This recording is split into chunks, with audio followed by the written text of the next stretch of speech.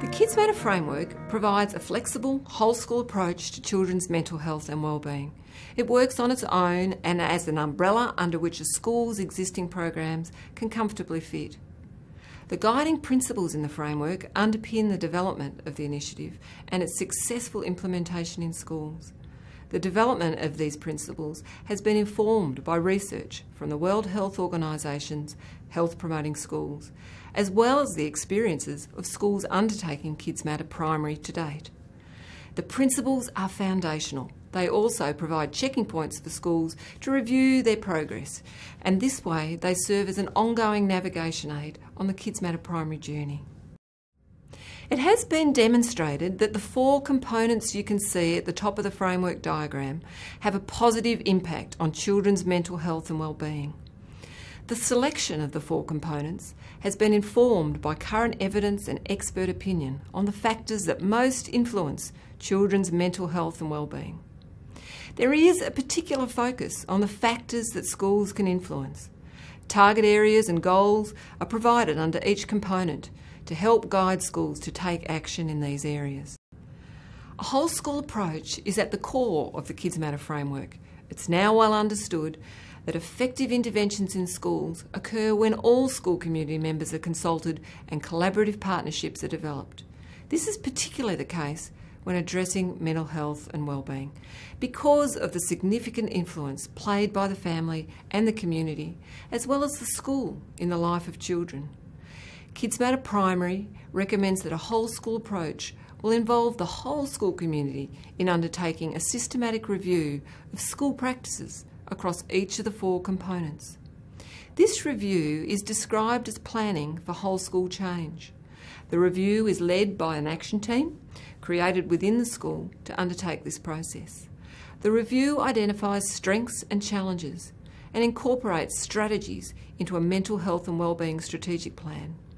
This plan sits within the school's broader strategic plan as part of the ongoing review and improvement processes.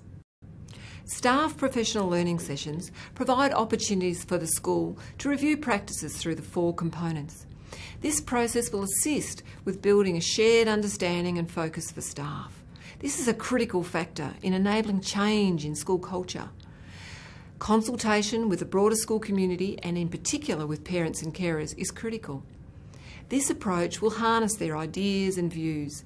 It will also invite parents and carers to work together with the school in partnership.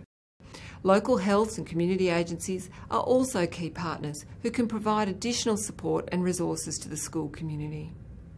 Improving the mental health and wellbeing of students will be an outcome of taking action within and beyond the classroom with the participation of the broader school community.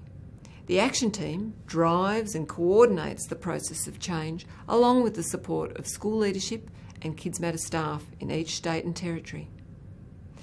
The arrows around the circle acknowledge that the school community is dynamic and constantly changing. The KidsMatter whole school approach is therefore an ever-evolving cyclical journey that responding to the changing needs and building school capacity.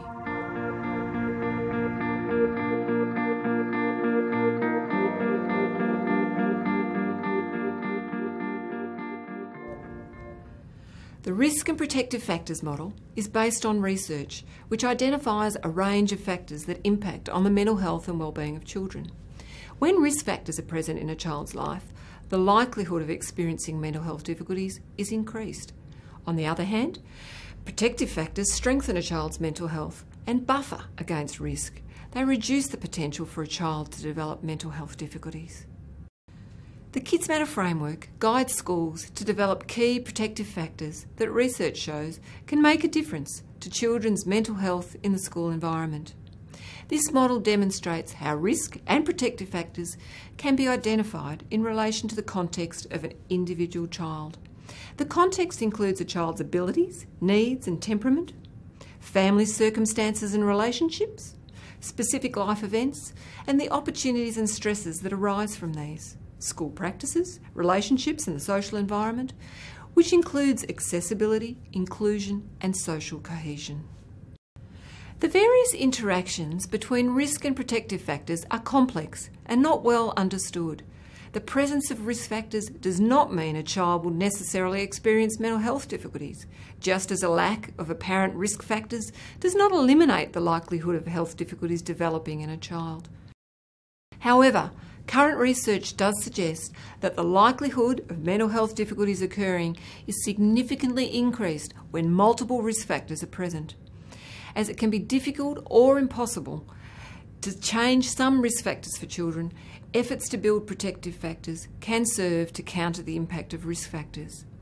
Research shows that the presence of just one significant protective factor, such as connection to a caring adult, for a child who may have many identified risk factors, can be sufficient to protect that child from developing mental health difficulties.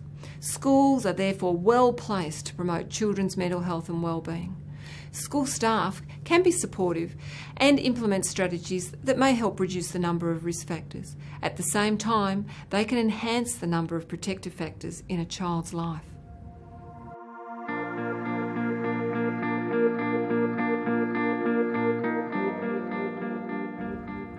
The Bronfenbrenner socio-ecological model of human development recognises the many influences on children's mental health and well-being.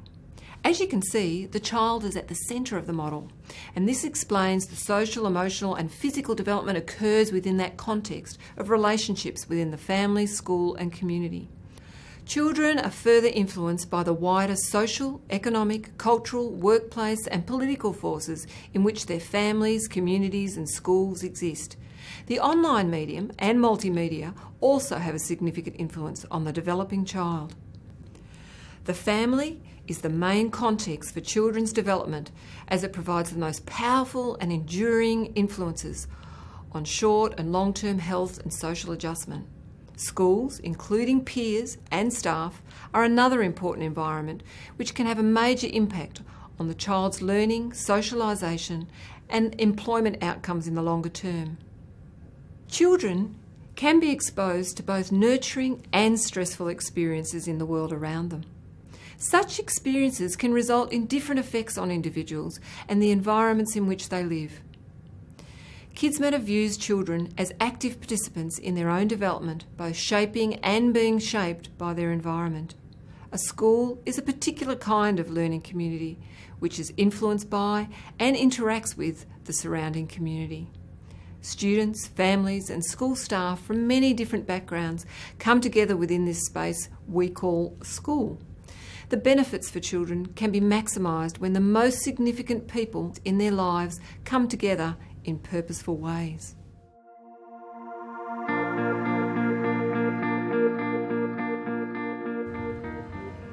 The model for mental health promotion, prevention and early intervention focuses on 3 core areas of operation in schools.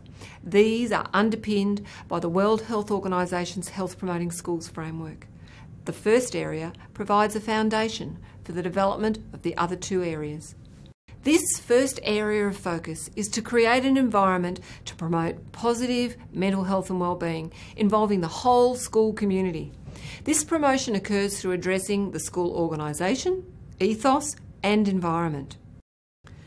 The second area of focus is the curriculum, teaching and learning, and in particular facilitating social and emotional learning for all students. The partnerships and services that support children in schools are the third area of focus. These facilitate clear processes, referral pathways and help seeking for mental health difficulties.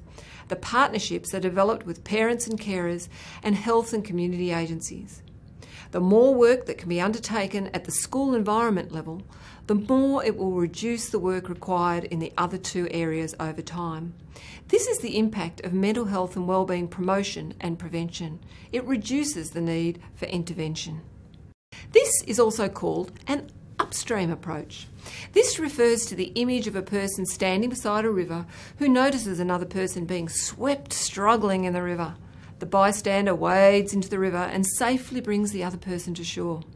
This is only to see another person struggling and floating downstream. Again, the bystander rescues them. This scenario plays out a 3rd and a 4th time.